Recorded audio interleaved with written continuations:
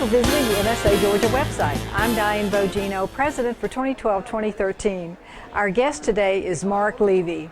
Mark is the founder of Levy Innovation, a positioning firm that helps consultants and other thought leaders increase their fees by up to 2,000%.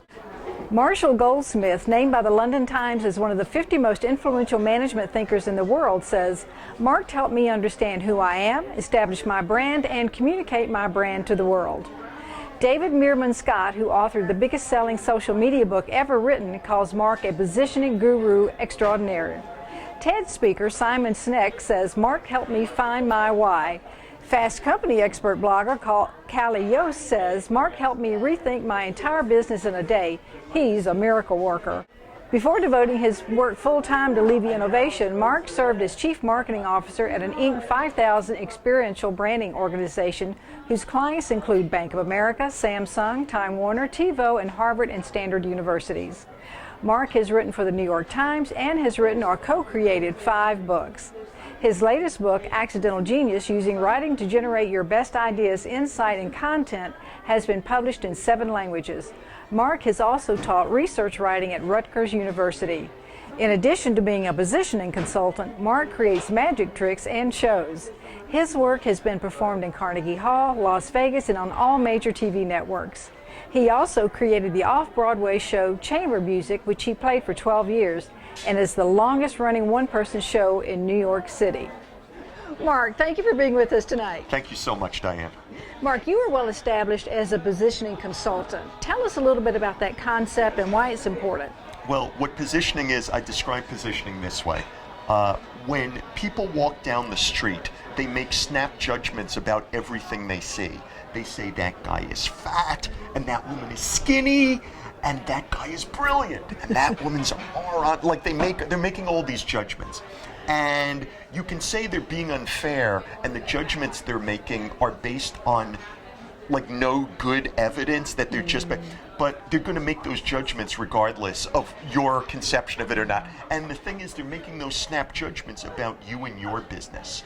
So what I do as a positioning expert is that I understand people are going to make those snap judgments, and I look at your business and I say, what's the biggest, sexiest idea about your business? And we elevate it to the fore of your business, so your business is all about that idea. That idea is the first thing that people see when they're going to make the snap judgment about your business. So they may not like that big idea, but you at least get the very best chance of stopping them and getting them interested in having a conversation, because you're making a snap judgment about your best idea. So that's what positioning is. And you are also well known as a backstory person. Tell us, tell us a story about one of your clients and what could we learn from that? Oh, sure. So a backstory is the story that substantiates that you were born to do what it is you do, or that what it is you do means more to you than just as a way of making money, because people don't want to be dealing with people who they think are just trying to make a transaction on them. It's like, oh yeah, ring the register, like bing, you know. They want to think that you're doing it for a better reason, or they also want to know that the work that you're doing, that they're going to pay you for, is appropriate for you. So for instance, I like to say is if Diane was an apple tree and people went to Diane the apple tree, they would want to see Diane the apple tree having apples grow from Diane the apple tree, and they would want those apples and say, oh, Diane the apple tree's growing apples. That makes sense. I want one of those. I bet they taste good. If they went to Diane the apple tree and Diane the apple tree had oranges growing from it, and because it had itself genetically altered because oranges were out of season, and it thought that it could have oranges when no one else would have oranges, and it could charge a premium price and sucker everyone in. People would see that and they'd say, I don't want oranges from an apple tree. Like, those oranges are going to stink. I don't want that. And so, right? So your backstory shows that what you're doing is appropriate to who you are. And so you asked me a story about one of my clients.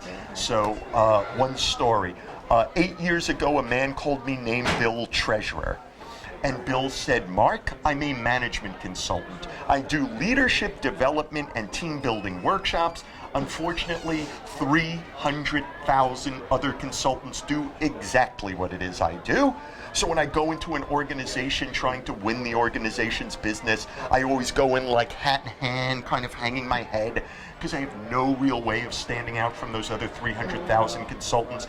And even when I win the organization's business, and I occasionally win their business, they always get me way, way down on price, because I have no way of holding on to any value I had established in their eyes. He said a top week for me, a week I absolutely pray for, is $1,800. He said, I can't keep going on this way, I need your help. Right, look at this look that she gave. Right, exactly, $1,800. So he said, I need your help. So Bill hired me.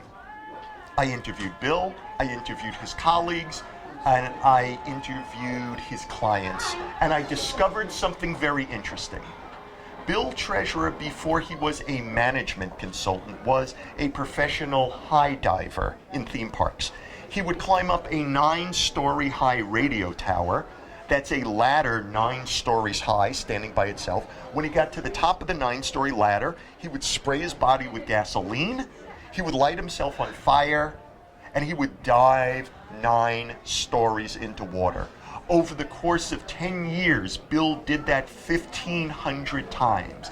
He was so good at being Captain Inferno that the theme park Bill worked for named him the captain of an entire team of Captain Infernos that went up and down the East Coast performing this gig. But the most interesting thing about Bill Treasurer, he was and still is afraid of fire. Right. Heights. Heights. Right. Fire. I'm sure he didn't like fire either. But he was afraid of heights. So I took the idea that Bill did what he had to do despite his fear, and I married it to the fact he does leadership development and team building workshops. And we made his company Giant Leap Consulting. They build courage in organizations. They help leaders and their employees take the risks they know they should be taking but aren't. So all of his keynotes, all of his workshops, all of his consulting started to revolve around ways of driving fear out of the workplace so that people could take the most significant risks they had to achieve their top goals. So what happened for Bill, because of this repositioning or this taking of his backstory and leading it, making it what his brand was about. I told you a week he used to pray for was $1,800. He can now make $10,000, $20,000, $30,000, even $40,000 in a week. He's had several $100,000 months. He's booked months in advance, and his latest book came out, a very popular book from Barrett Kohler. The title is called Courage Goes to Work. So he speaks about that book, Courage Goes to Work. So that's the idea of finding the right story that substantiates what you do, is meaningful to you and you were born to do it. And not every backstory do you need to light yourself on fire. Do not light yourself on fire or dive from 9 stories anyway. Right. It was only appropriate to Bill. But other people have backstories based on where they were born, that they can deal with a certain type of people, or, some proclivity of it. There's all kinds of backstories. Well, I know now that my audience is dying to hear how they can do their own backstory. Right. So the key with finding the right backstory, are you listening? I know you're not listening, but are you listening? Yeah. Is rather, some people have a definitive backstory, like a big backstory, but many times they don't. So the way to find a backstory for you is to not try to find a single story. It's to first write down all kinds of stories that come to you that somehow substantiate in some way why you're doing what it is you're doing. It could be a story about a problem that you overcame. It could be a story about how you became obsessed with an idea. It could be a story about you using a natural talent. It could be a story that takes place inside the world of business. It could be a story outside the world of business. It could be about a single incident, or it could be about a bunch of incidents that you see a pattern among them and you tell the story of the pattern, and that substantiates why you were born to do what it is you do. It's a very important technique, and often with my clients, they find that that's what reporters and everyone, that's what they remember about them. That's why they want to deal with them. It's like, oh yeah, you're this guy who did X. Like, tell us the story of that. I heard this is an amazing story. So backstory can be very important. Right. Now, you also coach people on how to write books, and I understand that some of your clients have actually written bestsellers. So what would be your best advice to the audience to write a book that sells? Right. to write a book that sells, paradoxically, the last people you should think about is your audience. You're going to think about your audience anyway because books need audiences, right? So we're going to get there. But people come to me and they say, I want to write a book, and I say, what kind of book you want to write? And when they start telling me about the audience, oh yeah, here's the kind of book I want to write. So here's who my audience is. Here's what my audience is reading right now. Here's what they find valuable. Here's what I think I could sell to them. Here's how I can be an expert in their eyes. I tell them to stop, because that's the wrong place to look. Because they're misguiding themselves. They're going to send themselves off on the wrong trajectory instantly. Because for a few reasons. If you think about what the audience wants first, the audience is only going to tell you what the audience already knows, what they've already seen, what they've already read. So instantly, all your thinking is going to be commoditized, me too thinking. It's going to be stuff that already exists, because your audience only knows what already exists. So it's going to get you commoditized instantly, like just bland and ordinary. The second thing is that the people in your audience, understandably, have their own goals for life, as well they should.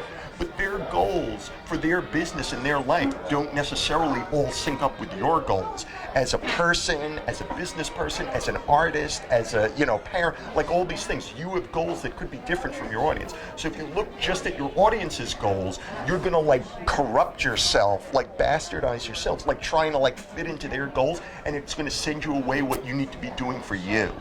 So the very first thing you need to do is to forget your audience and first take an inventory of what's important to you, the things that have organic meaning to you. And I won't go, I have all kinds of methodology around this, but it needs to start with you first, and only after that you say, what is the most important thing I have to teach? How is my audience like everyone else? How is my audience different from everyone else? What's the most important thing I have to teach them? And what are all the things I have to teach them? But first, it starts with you and not the audience. Oh, interesting. And you're the thought leader, right? You're not following they're following you. Right. So that means you need to come up with it. It's your meaning, it's your life. You tell them what needs to happen, and some people will like it, other people won't. Yeah. But the people who like it will love it. Good.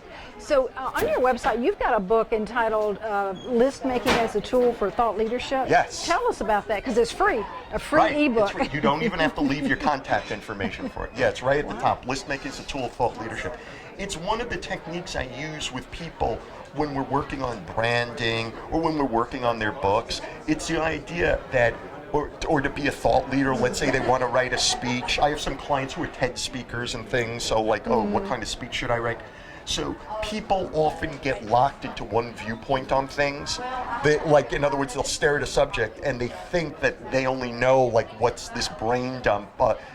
They approach it oh yeah, I'm a business consultant, so I'm going to look at it like a business consultant. And they run out of ideas very quickly.